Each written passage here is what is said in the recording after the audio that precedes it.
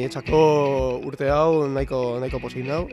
Azkenien noran hasi den urtie, lesionatute, belaunien eduki nuen edema oseo bat, eta 4 hilabete egonaz geldituta, bakarrik bizikleta egiten, eta azkenien, lortu dudan emaitzak oso pozik nau.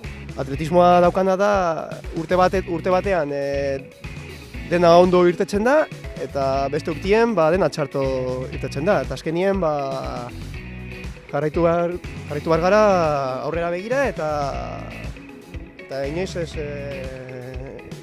gelditu. Lehenengo udan eduki genuen Parisen Europako pista aire libre, pistako Europako txapelketa.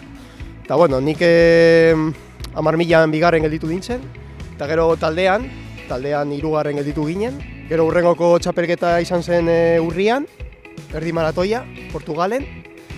Nik 5. gelditu nintzen, baina gero taldearekin bigarren gelditu ginen. Eta gero hurrengokoe izan zen krosa, eta krosa emaitza bikaina atera genuen.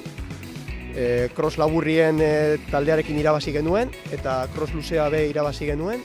Eta nik 3. gelditu nintzen, cross laburrien eta cross luzien lehenengo.